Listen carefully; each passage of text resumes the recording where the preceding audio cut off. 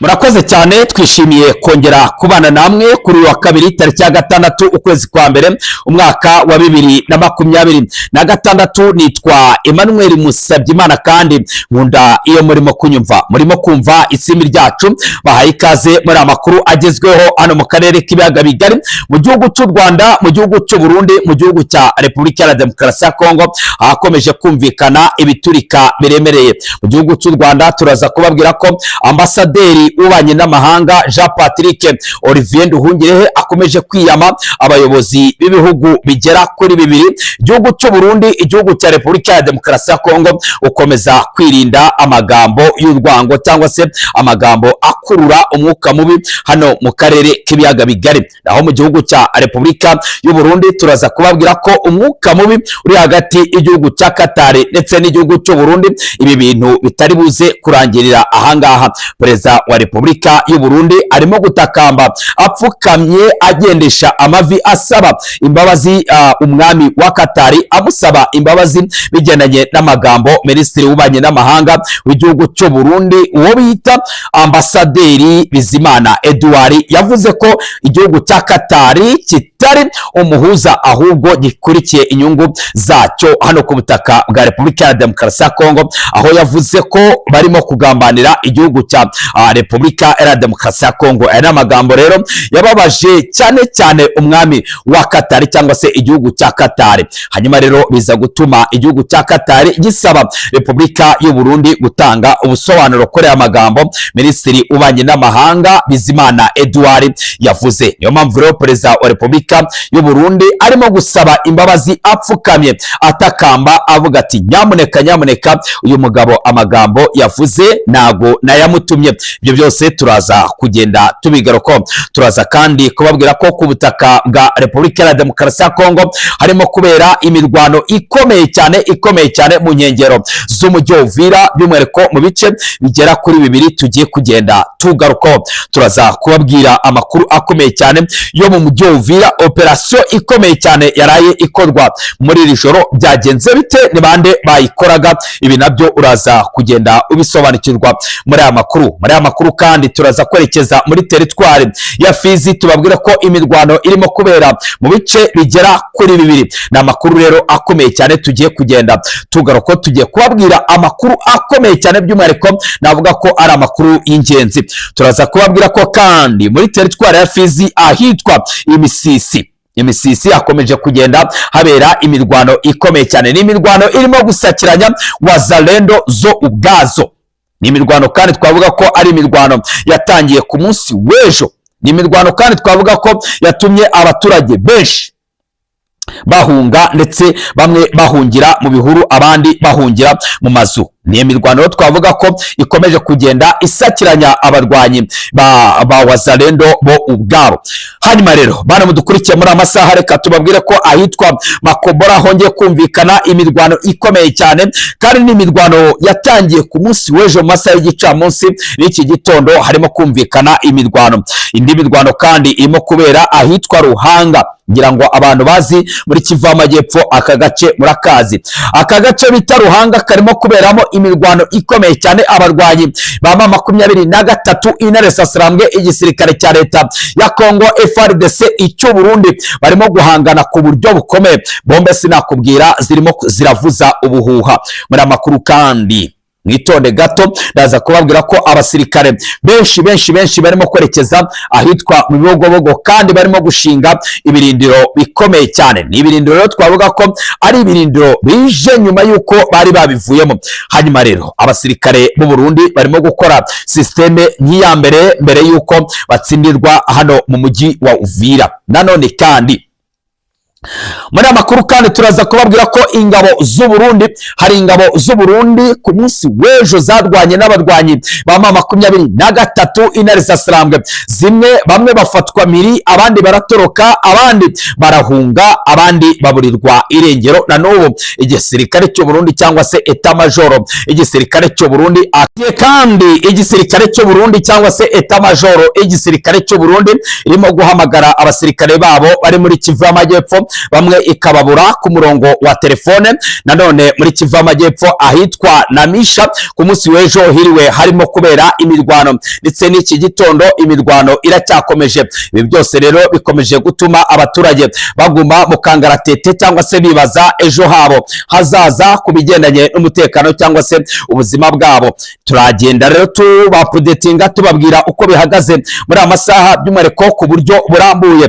Ariko kandi tukiri kuri aya makuru turaza kubabwira ko Perezida Evariste Ndayishimiye by'umwihariko yongeye gutangaza ko nta kabuza afitanye amasezerano na Perezida wa Repubulika ya Demokarasi ya Kongo ko kumuha abarwanyi cyangwa se abasirikare. Hanyuma rero mu gihugu cy'u Burundi byavuzwe ko abasirikare bapuninze cyangwa se basubiye inyuma ari abasirikare byateganyagwa ko bashobora kuza gukoreshwa n'umwanzi, n'abasirikare bari mu bice bya Rubereki ndetse no mu gace bita Ruvunge na Kamanyora. Hanyuma rero kandi batangaje ko kuba baravuye mu mujyi wa Uvira ari ku masezerano cyangwa se ari ku mabwiriza bahawe na Leta Zunze Ubumwe za Amerika. Hanyuma rero igihugu cya Tanzania cyongeye kwinjira mu mirwano ku buryo bweruye n'abarwanyi ba M23 intare za Sarambwe muri Kivu y'Amajyepfo. Ariko kandi hari amakuru arimo kuvuga ko hari abasirikare ba Tanzania bagera kuri 2 bashobora kuba bafashwe muri Kivu y'Amajyepfo mu mirwano yabasakiranyije n'abarwanyi ba M23 intare za Sarambwe mu nkengero z'umujyi wa Uvira mu gace bita Gatonga. Ibyo byose turaza kugenda tubivugaho ku buryo burambuye. Hanyuma rero tukiri kuri aya makuru ni munyemerere twerekeze amaso yacu iyo kure ibwota amasimbi ku mugabane wa Amerika by'umwihariko muri Leta Zunze Ubumwe za Amerika. Perezida wa Venezuela byatangajwe ko yinjijwe mu rukiko cyangwa se yarangije kujyanwa mu rukiko nyuma y'iminsi 2 atawe muri yombi kuri operation ikomeye cyane yakozwe n'igisirikare cya Leta Zunze Ubumwe za Amerika ubwo bagabye ibitero bikomeye cyane, ibitero simusiga, ibitero byakoreshejwe ubuhanga bukomeye cyane mu gihugu cya Venezuela. Hanyuma uyu mugabo bakamutwara ndetse n'umugore we. Aka kanya rero vice perezida wa perezida wa Venezuela yatangiye guterwa ubwoba by'umwihariko na Leta Zunze Ubumwe za Amerika yuko nawe nazamura umutwe nawe baraza bakamucakira. Ariko kandi tukiraho nyuma yo kugaba ibitero kandi nyuma yo kujyana uyu mugabo mu rukiko, vice perezida wa Leta Zunze Ubumwe za Amerika yagabweho ibitero bikomeye cyane n'abagabo baje bitwaje inyundo ubundi bamenagura ibirahure byiwe. Hanyuma aba bagabo bahita batabwa muri yombi by'umwihariko n'abakomando barinda vice perezida wa Leta Zunze Ubumwe za Amerika. Wakwibaza ngo aba bo baciye ibi byose uraza kugenda ubikurikira muri aya makuru. Reka rero masabe gato munyemerere mukande kuri ako gakumwe kareba hejuru ubundi babyita like. Ariko kandi munyemerere murebe munsi ya video nimba mwarakanze subscribe nimusanga mutari mwayikanda mukandeho, nimurangiza gukandaho mukande no kukazogera. Abantu batuye mu bihugu by'Uburayi ndetse n'ahandi by'umwihariko ushobora gusanga handitse join, wakanda kuri join hanyuma ahita haza akazogera ugakandaho, cyangwa se ukareba nimba handitse subscribe mu magambo atukura cyangwa se y'umukara ugakandaho, warangiza ukandaho ugakanda no kukazogera. Reka rero mfate amasegonda agera kuri 5 ubundi nsome ku mazi ubundi ngaruke mbabwira aya makuru ingingo ku ngingo 5 kuri 5. Turahera ku mirongo imbere ku rugamba ku butaka bwa Kongo, twinjire mu gihugu cy'u Burundi, turava mu gihugu cy'u Burundi turebera hamwe amakuru muri rusange arimo kuvugwa hirya no hino ku isi. Turaza kugaruka ku bitero byagabwe kuri vice perezida wa Leta Zunze Ubumwe za Amerika. Ikaze, asantene sana.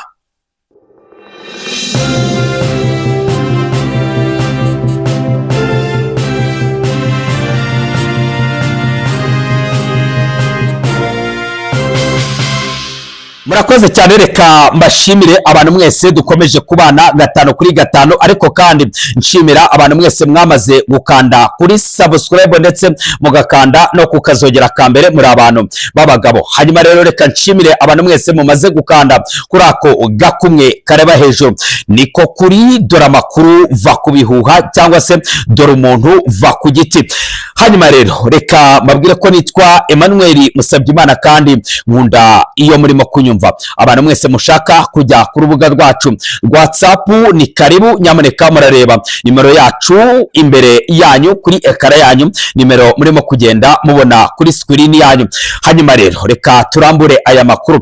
Nyuma y'imirwano ikaze cyane iherutse kubura muri Kivu y'Amajyepfo mu burasirazuba bwa Repubulika ya Demokarasi ya Kongo, yasakiranyije igisirikare cya leta ya Kongo FARDC, icyo Burundi, icya Tanzania Wazalendo, FDLR ndetse n'abarwanyi ba M23 intare za Sarambwe MLDP twirwanaho, by'umwihariko muri Kivu y'Amajyepfo mu kibaya cya Ruzizi.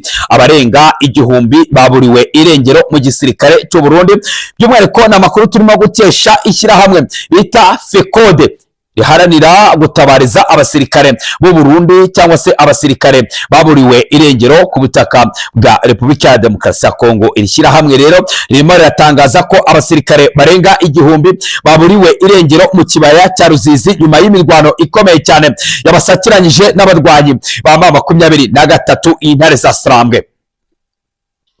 Iri shyirahamwe rero riri mu rujijo, riribaza riti ese bari abasirikare baba binjiye mu barwanyi ba M23 intare za Sarambwe?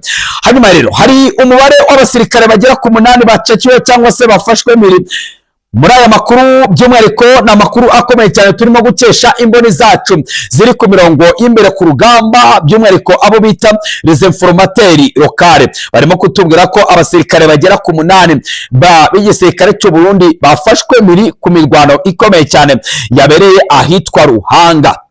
Ni amakuru akomeye cyane akomeje guturuka muri Kivu y'Amajyepfo. Hanyuma rero mu itangazo ryashyizwe ahagaragara ku munsi w'ejo tariki ya 5 ukwezi kwa mbere umwaka wa 2026, FECODE yagaragaje impungenge zikomeye cyane z'imirwano y'abasirikare babo cyangwa se imiryango y'abasirikare babo bakomeje kubura ababo, by'umwihariko mu mirwano ikomeje kubera mu burasirazuba bwa Repubulika ya Demokarasi ya Kongo. Ariko kandi ku rundi ruhande amakuru yizewe aturuka mu nzego z'iperereza agaragaza ko imibare ikomeje guteza urujijo n'impungenge, by'umwihariko amakuru ingenzi aravuga ko abasirikare b'u Burundi bagera ku 1794 aribo bamaze kuburirwa irengero muri aka gace. Ariko kandi andi makuru ingenzi akavuga ko abasirikare byibuze bagera ku 3,000 aribo bamaze kuburirwa irengero, by'umwihariko bamwe bikavugwa ko barashwe n'abarwanyi ba M23 intare za Sarambwe, abandi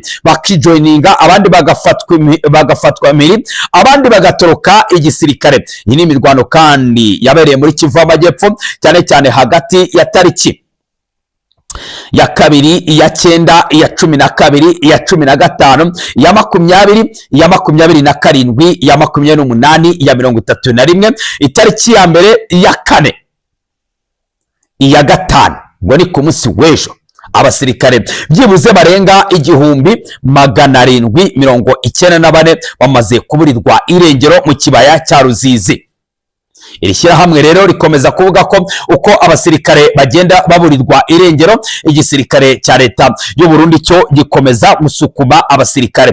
Twabibutsa ko abasirikare barenga 20,000 aribo boherejwe ku mirongo y'imbere ku rugamba ku butaka bwa Kongo. Kugeza ubu nta mibare yari yamenyekana y'abasirikare barasiwe ku rugamba, abaturutse ndetse n'abiciwe ku mirongo y'imbere ku rugamba. Ariko kandi mu gihe imiryango mpuzamahanga yakomeje gushyira imbaraga mu biganiro bigamije kurangiza iyi ntambara ikomeje kubera mu burasirazuba bwa Repubulika ya Demokarasi ya Kongo, imirwano yo ikomeje kugenda ishyirwamo imbaraga cyane na leta ya Gitega. Hanyuma kandi nanone by'umwihariko tukiri kuri amakuru, reka twerekeze ku mirongo y'imbere ku rugamba ahakomeje kubera ikotaniro ry'imirwano, by'umwihariko muri Kivu y'Amajyepfo. Mbere ko twerekeza mu gihugu cy'u Burundi, mu gihugu cy'u Burundi rero cyangwa se mu gihugu cya Repubulika ya Demokarasi ya Kongo hakomeje koherezwa ingabo. By'umwihariko kandi amakuru y'ingenzi aravuga ko mu ntara ya Kivu y'Amajyepfo mu karere ka Fizi ingabo z'u Burundi zagaragaye cyane umubare munini cyane urimo kwerekeza mu gace bita mu Bibogobogo, aho barimo kujya gushinga ibirindiro bikomeye cyane kugira ngo bahangane n'abarwanyi ba M23 intare zasarambwe MRDP.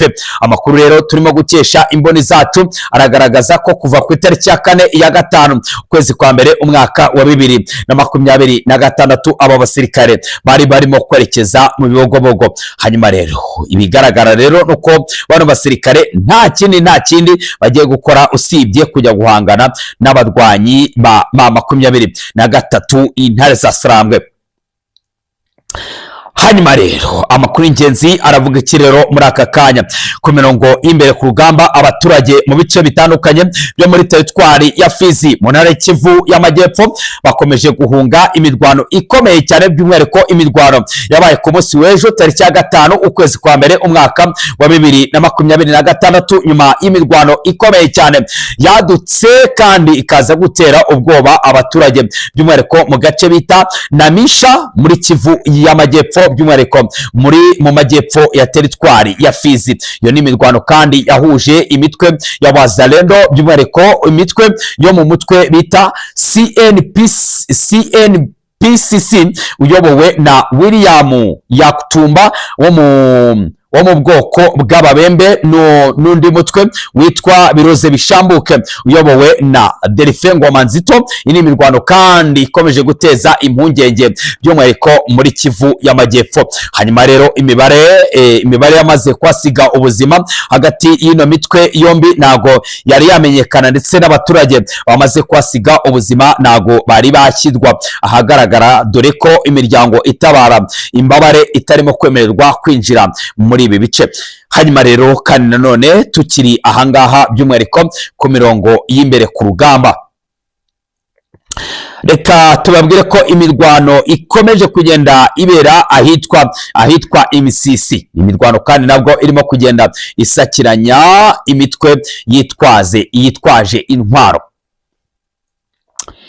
Hanyuma kandi nanone indi mirwano kandi yongeye kubera ahitwa Makobora ku munsi w'ejo tariki ya 5 ukwezi kwa mbere umwaka wa 2025 ndetse no muri amasaha mu gitondo. Imirwano irakomeye cyane kandi bitangiye noneho ari ibintu navuga ko ari ibintu biri ku rwego ruri hejuru. Bombe zirimo kumvikana ubutitsa, imbunda zo mu bwoko bwa mitrailleuses, machine gun ndetse nizo mu bwoko bwa 14 barrel. Izi mbunda zirimo kumvikana muri aka gace ni mu birometero bike cyane rero uvuye mu mujyi wa Uvira ndetse uvuye mu mujyi wa Baraka. Amakuru y'ingenzi rero aravuga ko kandi no mu kandi gace bita Ruhanga, muri aka gace bita Ruhanga naho harimo kumvikana imirwano ikomeye cyane. Ni imirwano atangiye ku munsi w'ejo mu masaha y'igicamunsi, iri joro ryose baraye barwana ndetse n'iki gitondo cyose bakomeje kugenda barwana. N'amakuru kandi turimo gukesha imboni zacu ziri muri Kivu y'Amajyepfo. Nanone kandi tukiri ku mirongo y'imbere ku rugamba sasa, reka twerekeze mu gihugu cy'u Burundi turebere hamwe amakuru arimo guturuka mu gihugu cy'u Burundi. Mu gihugu cy'u Burundi ibintu byamaze kuzamba cyane. Byagenze bite mu gihugu cy'u Burundi? Minisitiri w'Ububanyi n'Amahanga Bizimana Edouard ku munsi w'ejo yatangaje amagambo akomeye cyane, ibintu byatumye bishyira mu kaga Perezida Evariste Ndayishimiye.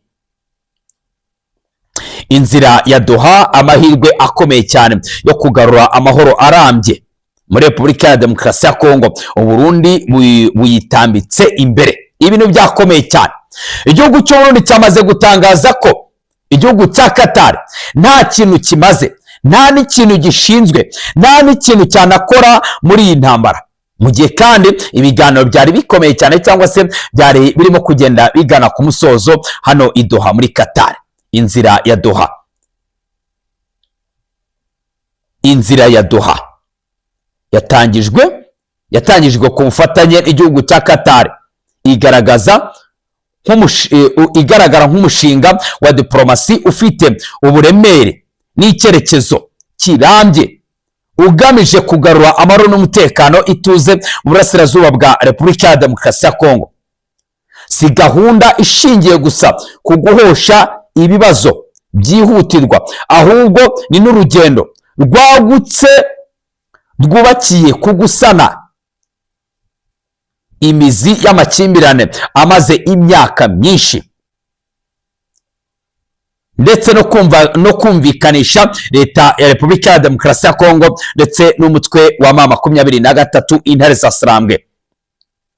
Intego ya Doha irenze kurengera ikiremwa muntu gusa, kuko ifite n'ishingiro rikomeye cyane kuri politike igamije kubaka imiterere mishya y'amahoro arambye mu karere k'ibiaga bigari. Hanyuma rero Minisitiri w'Ububanyi n'Amahanga Bizimana Edouard yavuze ko igihugu cya Qatar nta kintu kimaze. Yavuze ko kuba igihugu cya Qatar kitarimo gufatira ibihano igihugu cy'u Rwanda nta kintu kimaze. Ati Qatar igomba gufatira igihugu cy'u Rwanda ibihano, niba itabifashe nive mu biganiro tubimenye. Leta Zunze Ubumwe za Amerika nive mu biganiro kuko nta kintu bamaze, twebwe twikorere akazi tubikore uko tubyumva. Bana mudukurikiye muri amasaha n'amagambo yese akurura umwuka mubi hagati y'igihugu cy'u Burundi ndetse n'igihugu cya Qatar.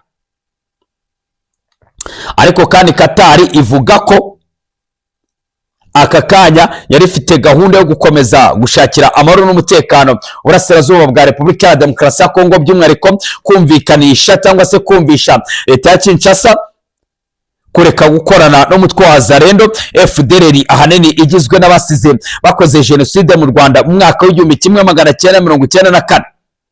Ariko kandi kugeza iyi saha Bizimana Edouard ibya Qatar na leta ya Kinshasa na M23 igihugu cy'u Burundi cyamaze kubinyamo. Bani magambo ibintu byasubiye rudubi. Qatar yamaze kwikoma igihugu cy'u Burundi. Perezida wa Repubulika y'u Burundi arimo gutakamba asaba imbabazi igihugu cya Qatar. Ese mama igihugu cya Qatar cyaza guha imbabazi perezida wa Repubulika y'u Burundi, dore ko perezida wa Repubulika y'u Burundi we arimo kuvuga ko ibyakozwe na Minisitiri w'Ububanyi n'Amahanga Bizimana Edouard atari yabitumwe. Hanyuma rero igihugu cya Leta Zunze Ubumwe za Amerika cyajyanye perezida wa Venezuela mu rukiko. Byagenze bite? Byose ndagira ngo ngende mbivugaho. Hanyuma rero nyuma yuko perezida wa leta ya Venezuela ajyanywe mu rukiko, ndetse hakozwe operation ikomeye cyane yo kujya kumufata mu gihugu cya Venezuela, aho arimo gushinjwa ibyaha bikomeye cyane, icyaha cyo gucuruza ibiyobyabwenge ndetse no kubijyana muri Leta Zunze Ubumwe za Amerika, ariko kandi nanone icyaha cyo gucuruza peteroli mu buryo bunyuranyije n'amategeko.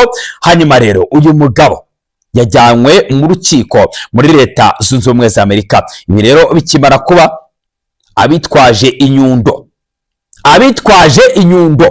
abitwaje kinubi bagabye ibitero bikomeye cyane ku rugo rwa Vice Perezida wa Amerika. Byagenze biti? Urugo rwa Vice Perezida wa Leta Zunze Ubumwe za Amerika Jean de Dieu Vance rwagabweho igitero simusiga n'abantu bitwaje inyundo, baragenda bamenagura ibirahure ndetse binjira no mu nzu. Aba bagabo rero bagabye ibitero ku rugo rwa Vice Perezida wa Leta Zunze Ubumwe za Amerika bahise batabwa muri yombi. Amakuru ingenzi rero aravuga ko kuri uyu wa mbere tariki ya 5 ukwezi kwa mbere umwaka wa 2025, abinyujije ku rukuta rwe rwa X mu butumwa yashyize ku rukuta rwe rwa X. Muri ubwo butumwa yashimiye byimazeyo abantu bagaragaje impuhwe n'inkunga yabo ku muryango we, anashimira inzego z'umutekano zatabaye vuba kandi neza. Yagize ati abantu baje bitwaje inyundo bangabaho ibitero, bamenagura ibirahure ndetse binjira mu nzu, ariko inzego z'umutekano zahise zibata mu jisho polisi ndetse n'igisirikare bahita babata muri yombi. Nubwo kandi iperereza rigikomeje ku cyateye ibi bitero byagabwe ku rugo rwa Vice Perezida wa Leta Zunze Ubumwe za Amerika, abangaba bahise batabwa muri yombi. Iki ni igikorwa gikomeye cyane kandi nacyo cyakozwe mu bwenge. Ni nyuma y'uko perezida wa Venezuela atawe muri yombi, kandi aka kanya akaba yinjijwe mu rukiko aho agiye gushinjwa ibyaha bikomeye cyane. Ibyaha ashinjwa n'ibimuhama, uyu mugabo biravugwa ko azahita akatirwa urwo kumanikwa. Niko kuri rero amakuru ingenzi arimo guturuka muri Leta Zunze Ubumwe za Amerika, ndetse turimo guhabwa n'imboni zacu by'umwihariko ziri muri Leta Zunze Ubumwe za Amerika, zirimo kutubwira ko perezida wa Venezuela aka kanya yajyanywe mu rukiko.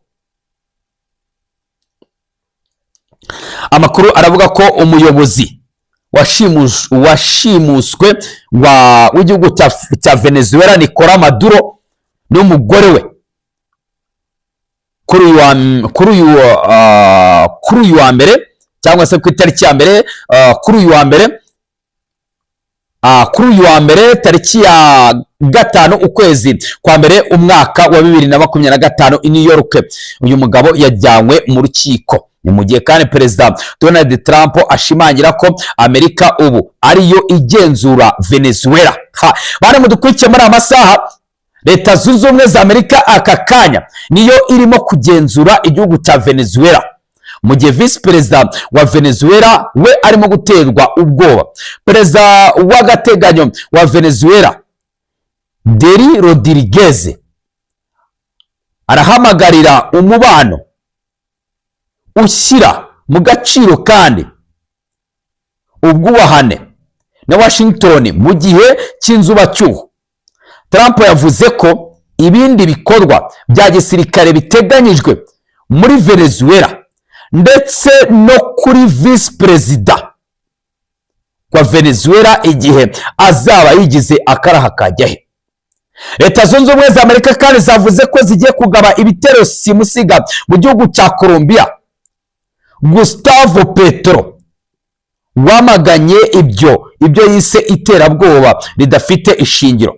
Trump kandi yihanangirije Mexique, avuga ko igomba kwikosora ku byo irimo kuvuga kuri Leta Zunze Ubumwe za Amerika. Bari mudukurikiye muri amasaha, akanama k'amahoro n'umutekano k'umuryango w'abibumbye biteganyijwe ko gaterana kuri uyu wa mbere kugira ngo baganire ku bikorwa bya Amerika. Umunyamabanga mukuru wa Loni Antonio Guterres yavuze ko ari urugero rubi.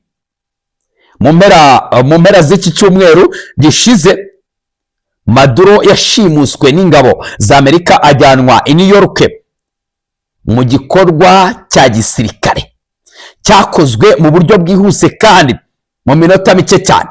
Bana mudukurikiye muri amasaha rero, ubwo dutegereje icyemezo cya Leta Zunze Ubumwe, icyemezo cy'umuryango w'abibumbye. Ahangane ho turi bumenyere ko umuryango w'abibumbye ukaze cyane, by'umwihariko nufatira icyemezo cyangwa se ugafatira ibihano Leta Zunze Ubumwe za Amerika. Ese koko umuryango w'abibumbye urakora kuri Leta Zunze Ubumwe za Amerika, kandi Leta Zunze Ubumwe za Amerika ariyo twavuga ko iyoboye uyu muryango w'abibumbye? Reka tubashimire kandi tubifurize gukomeza kugira ibihe byiza. Mutange ibitekerezo byanyu hasi muri comment. Turabakunda cyane kandi tubahoza ku mutima. Tuze gusubira mu makuru yacu yo kumanywa. Asante sana.